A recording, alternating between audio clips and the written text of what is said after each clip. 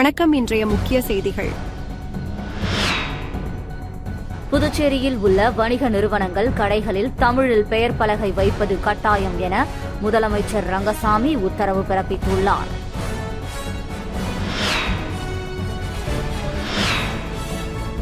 சட்டசபைக்கு வராத அரசு அதிகாரிகள் மீது கடும் நடவடிக்கை எடுக்கப்படும் என சபாநாயகர் எச்சரிக்கை விடுத்துள்ளார்.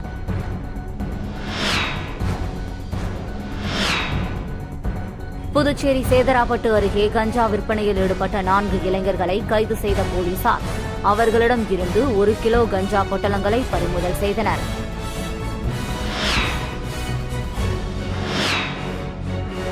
புதுச்சேரியில் நடைபெறும் கிரிக்கெட் போட்டிகளில் உள்ளூர் வீரர்களுக்கு வாய்ப்பு மறுக்கப்படுவது அநீதி என்றும் இது தொடர்பாக சட்டப்பேரவையில் கவன ஈர்ப்பு தீர்மானம் கொண்டுவர வேண்டும் என முதல்வரின் பாராளுமன்ற செயலாளர் ஜான்குமார் எம்எல்ஏ வலியுறுத்தியுள்ளார். இனி வருவது விரிவான செய்திகள். புதுச்சேரியில் உள்ள வணிக நிறுவனங்கள் கடைகளில் தமிழில் பெயர் பலகை வைப்பது கட்டாயம் என முதலமைச்சர் ரங்கசாமி உத்தரவு பிறப்பித்துள்ளார். புதுச்சேரி சட்டப்பேரவை பட்ஜெட் கூட்டத்தொடர் கடந்த 10ஆம் தேதி துணைநிலை ஆளுநர் கைலாஷ்நாதன் உரையுடன் தொடங்கியது. இந்த நிலையில் 6ஆம் நாளான இன்று உறுப்பினர்களின் கேள்வி பதில் மற்றும் பட்ஜெட் மீதான பொது விவாதமும் நடைபெற்றது. அப்போது உறுப்பினர்கள் புதுச்சேரியில் உள்ள வணிக நிறுவனங்கள் கடைகளில் தமிழை தவிர்த்து பெயர் பலகை வைக்கப்பட்டுள்ளதாக குற்றம் சாட்டினர். அதற்கு பதில் அளித்து பேசிய முதலமைச்சர் ரங்கசாமி, புதுச்சேரியில் உள்ள அனைத்து வணிகர்கள், வியாபாரிகள் கட்டாயமாக தமிழில் பெயர் பலகை வைக்க வேண்டும். தமிழில் பெயர் பலகை வைக்க வேண்டும் என்பது உணர்வு, கடமை. அரசு சார்ந்த அழைப்புதழை தமிழில்தான் அச்சடித்து வெளியிட வேண்டும். தமிழில் பெயர் பலகை வைக்கப்பட்டுள்ளதா என்பதை தொடர்ந்து கண்காணிக்க வேண்டும் என தெரிவித்துள்ளார். சட்டசபைக்கு வராத அரசு அதிகாரிகள் மீது கடும் நடவடிக்கை எடுக்கப்படும் என சபாநாயகர் எச்சரிக்கை விடுத்துள்ளார். புதுச்சேரி சட்டசபை நடக்கும்போது அரசு செயலர்கள், இயக்குநர்கள் கட்டாயம் இருக்க வேண்டும். அமைச்சர்கள் கேட்கும் பதில்களை தர வேண்டும் என ஏற்கனவே உத்தரவிட்டு அனைத்து துறைகளுக்கும் அனுப்பப்பட்டுள்ளது. ஆனாலும் அரசு செயலர்கள், இயக்குநர்கள் சட்டசபை வளாகத்தில் வரவில்லை. இதேபோல் சனி, ஞாயிறுகளில் சட்டசபைக்கு அமைச்சர்கள் வந்தாலும் அதிகாரிகள் வருவதில்லை. இது தொடர்பாக சபாநாயகர் செல்வத்திடம் அமைச்சர்கள் புகார் தெரிவித்தனர். இது தொடர்பாக சபாநாயகர் செல்வம் வெளியிட்டுள்ள அறிக்கையில், சபைக்கு அதிகாரிகள் வர வேண்டும். குறிப்பாக துறை இயக்குநர்கள் பேரவை நடக்கும்போது இங்கு இருக்க வேண்டும். செயலர்கள், இயக்குநர்கள் பதில் தர வேண்டும். இந்த விஷயத்தில் அதிகாரிகளை முதல்வர் கருணையுடன் பலமுறை மன்னித்து விடுகிறார். இனி தண்டனை தரப்படும். இதுவே இறுதி எச்சரிக்கையாகும் என குறிப்பிடப்பட்டுள்ளது. புதுச்சேரியில் அமைப்பு சாரா தொழிலாளர்களுக்கு நலவாரியம் அமைக்க வேண்டும். இருசக்கர வாகனங்களை வாடகை விடுவோர் மீது நடவடிக்கை எடுக்க கோரி ஆட்டோ தொழிலாளர்கள் ஆட்டோக்களுடன் சட்டமன்ற முற்றுகை பேரணியில் ஈடுபட்டனர். புதுச்சேரியில் அமைப்பு சாரா தொழிலாளர்களுக்கு நலவாரியம் அமைக்க வலியுறுத்தியும் ஆட்டோ ஆன்லைன் செயலியை அரசு உடனடியாக உருவாக்க வேண்டும். அரசு அனுமதி பெறாமல் இயங்கும் இருசக்கர வாகனங்களை வாடகை விடுவோர் மீது நடவடிக்கை எடுக்க கோரி CITU ஆட்டோ தொழிற்சங்கம் சார்பில் ஒருநாள் ஆட்டோ வேலை நிறுத்த போராட்டம் நடைபெற்றது. அதன் ஒரு பகுதியாக காமராஜர் சிலை அருகேயிலிருந்து சட்டமன்றம் நோக்கி ஆட்டோ பேரணி தொடங்கியது. 100க்கும் மேற்பட்ட ஆட்டோ தொழிலாளர்கள் ஆட்டோக்களுடன் சட்டமன்றத்தை முற்றுகையிட நேரு வீதி, மிஷன் வீதி வழியாக வந்தபோது சட்டப்பேரவை அருகே போலீசார் தடுப்புகள் அமைத்து தடுத்து நிறுத்தினர். இதனைத் தொடர்ந்து பல்வேறு கோரிக்கைகளை வலியுறுத்தி அரசை கண்டித்து ஆட்டோ தொழிலாளர்கள் கோஷங்களை எழுப்பினர்.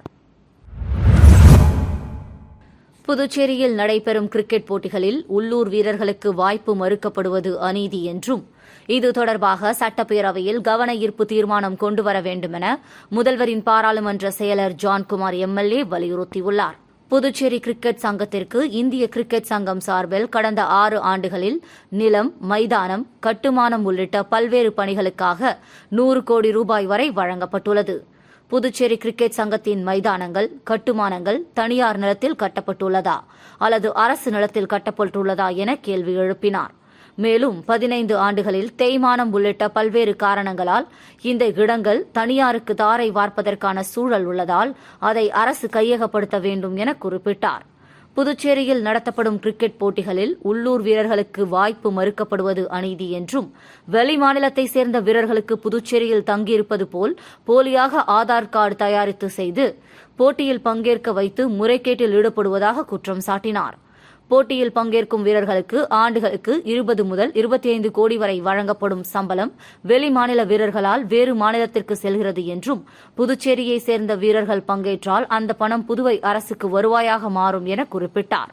புதுச்சேரியை சேர்ந்த சுமார் 1 லட்சத்திற்கும் மேற்பட்ட இளைஞர்களுக்கு வாய்ப்பு மறுக்கப்படுவதால் நடைபெறும் சட்டமன்ற கூட்டத்தொடரில் கவன ஈர்ப்பு சிறப்பு தீர்மானம் இயற்ற வேண்டும் என வலியுறுத்தினார்.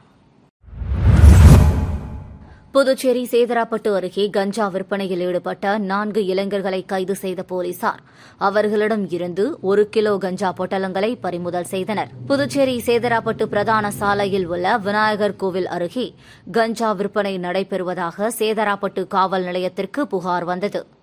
இதனை அடுத்து காவல் நிலைய உதவி ஆய்வாளர் ராஜேஷ் தலைமையிலான போலீசார் சம்பவ இடத்திற்கு விரைந்து சென்று கண்காணிப்பு பணியில் ஈடுபட்டிருந்தனர்.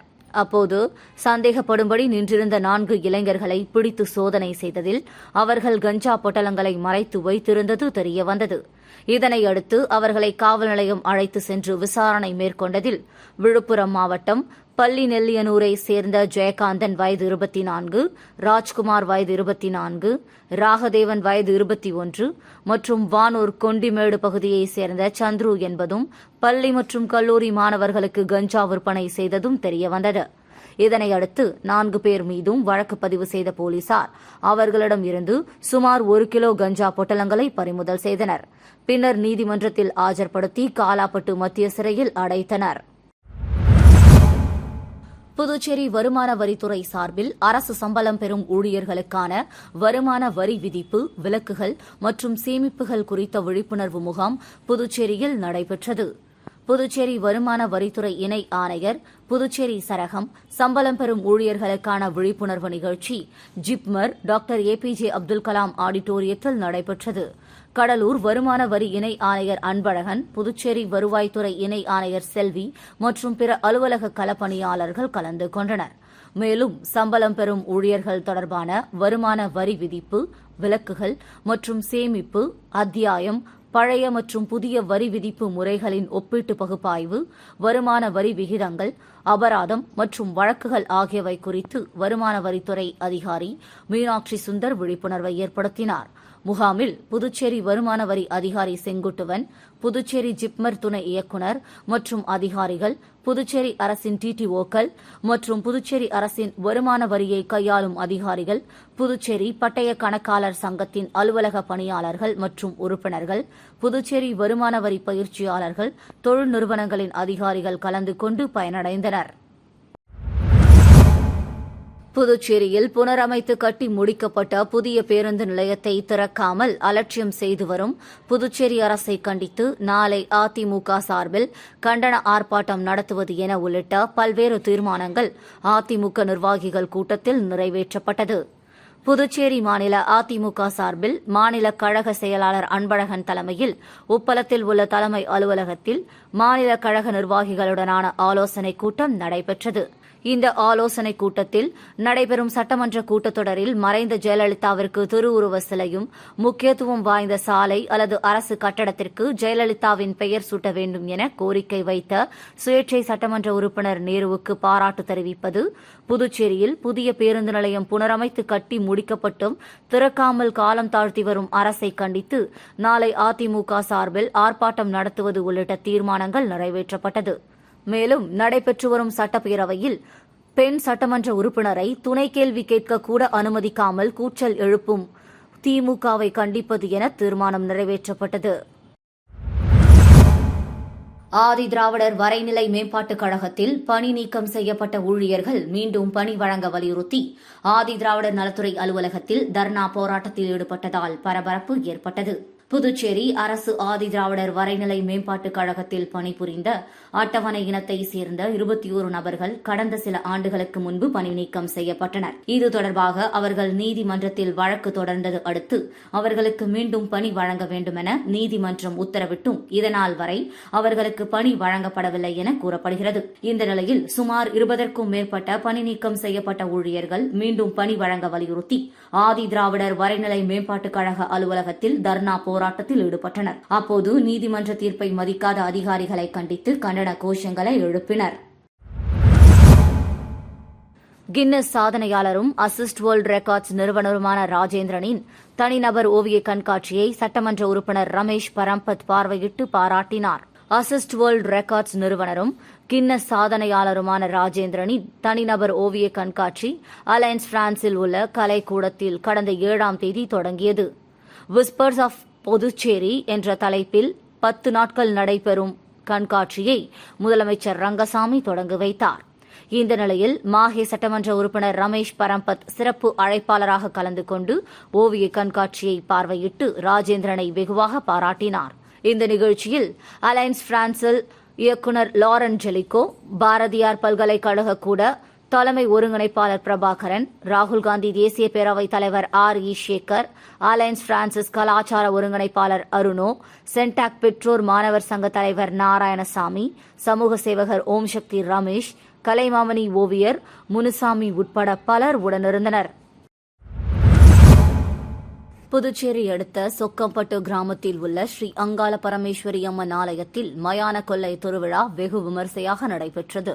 விழுப்புரம் மாவட்டம் கண்டமங்கலத்தில் உள்ள சொக்கம்பட்டு கிராமத்தில் ஸ்ரீ அங்காள பரமேஸ்வரி அம்மன் ஆலயத்தில் நேற்று நடைபெற்ற மயான கொள்ளை நிகழ்ச்சியில் சபரிமலை ஐயப்ப சேவா சமாஜத்தின் மூலம் மதியம் 1 மணி அளவில் பக்தர்களுக்கு அன்னதானம் வழங்கப்பட்டது. இந்த நிகழ்ச்சியில் நெட்டப்பாக்கம் மாவட்ட கரியமாணிக்கம் ஸ்ரீ தர்மசாஸ்தா ஐயப்ப யோகமும் ஸ்ரீதேவி மஞ்சமாதா மகளிர் ஐயப்ப யோகமும் சேர்ந்து அன்னதானம் வழங்கி விழாவை சிறப்பாக செய்திருந்தனர். விழாவில் மாநில மாவட்ட நிர்வாகிகள், அன்னதான கமிட்டி நிர்வாகிகள் மற்றும் ஐயப்ப யோகத்தினர், உறுப்பினர்கள், ஊர் பொதுமக்கள் என ஏராளமானோர் கலந்து கொண்டனர். அகில இந்திய மஜ்லிஸ் கட்சியின் சார்பில் நடைபெற்ற இஃப்தார் நோன்பு திறக்கும் நிகழ்ச்சியில் சட்டமன்ற உறுப்பினர்கள் நேரு, ஆனிபால் கெனடி ஆகியோர் கலந்து கொண்டனர். அகில இந்திய மஜ்லிஸ் கட்சியின் சார்பில் இஃப்தார் நோன்பு திறக்கும் நிகழ்ச்சி கோட்டக்குப்பம் பகுதியில் நடைபெற்றது. அகில இந்திய மஜ்லிஸ் கட்சியின் நகர தலைவர் முகமது அலி தலைமையில் நடைபெற்ற நிகழ்ச்சியில் தமிழ்நாடு மாநில தலைவர் வழக்கறிஞர் அகமது முன்னிலை வகித்தார். இதில் சிறப்பு விருந்தினர்களாக புதுச்சேரி சட்டமன்ற உறுப்பினர்கள் நேரு, ஆனிபால் கெனடி ஆகியோர் கலந்து கொண்டு சிறப்பித்தனர். இந்த நிகழ்ச்சியில் புதுச்சேரியின் மாநில தலைவர் சம்சுதீன், விழுப்புரம் மாவட்ட தலைவர் முகமது அலி, கட்சி நிர்வாகிகள் உட்பட கோட்டக்குப்பத்தை சேர்ந்த இஸ்லாமியர்கள் திரளாக கலந்து கொண்டனர். புதுச்சேரியில் சிறுமிக்கு பாலியல் தொல்லை கொடுத்த விவகாரத்தில் பள்ளி தாளாளரை பாக்சோ சட்டத்தின் கீழ் கைது செய்ய வலியுறுத்தி பொதுநல அமைப்பினர் கண்டன ஆர்ப்பாட்டத்தில் ஈடுபட்டனர்.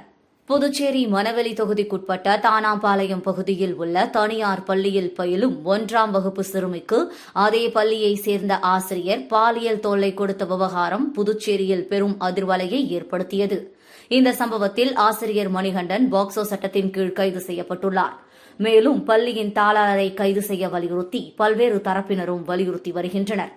இந்த நிலையில் குடிமை சமூகங்கள் மற்றும் இயக்கங்களின் கூட்டமைப்பு சார்பில் பள்ளி தாளாளரை பாக்சோ சட்டத்தின் கீழ் கைது செய்ய வேண்டும், இந்த வழக்கை பெண் IPS அதிகாரி தலைமையில் விசாரணைக்கு உத்தரவிட வேண்டும் உள்ளிட்ட பல்வேறு கோரிக்கைகளை வலியுறுத்தி சுதேசி மில் அருகே கண்டன ஆர்ப்பாட்டம் நடைபெற்றது. இதில் 50க்கும் மேற்பட்ட பொதுநல அமைப்பை சார்ந்த நிர்வாகிகள் கலந்து கொண்டு பள்ளி தாளாளருக்கு ஆதரவாக செயல்படுவதாக கூறி காவல்துறை அதிகாரிகளையும் ஆட்சியாளர்களையும் கண்டித்து கண்டன கோஷங்களை எழுப்பினர். மீண்டும் இன்றைய முக்கிய செய்திகள். புதுச்சேரியில் உள்ள வணிக நிறுவனங்கள், கடைகளில் தமிழில் பெயர் பலகை வைப்பது கட்டாயம் என முதலமைச்சர் ரங்கசாமி உத்தரவு பிறப்பித்துள்ளார்.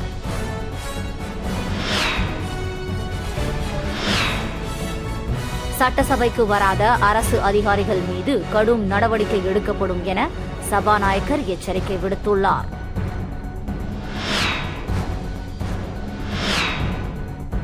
புதுச்சேரி சேதராப்பட்டு அருகே கஞ்சா விற்பனையில் ஈடுபட்ட 4 இளைஞர்களை கைது செய்த போலீசார் அவர்களிடம் இருந்து 1 கிலோ கஞ்சா பொட்டலங்களை பறிமுதல் செய்தனர்.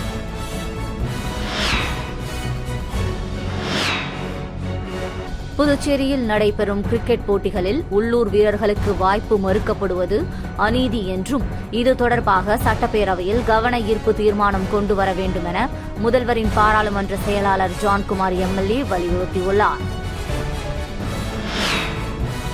செய்திகளை துல்லியமாகவும் தெளிவாகவும் தெரிந்து கொள்ள கிரியேட்டிவ் மீடியா யூடியூப் சேனலை சப்ஸ்கிரைப் செய்து கொள்ளவும். நன்றி, வணக்கம்.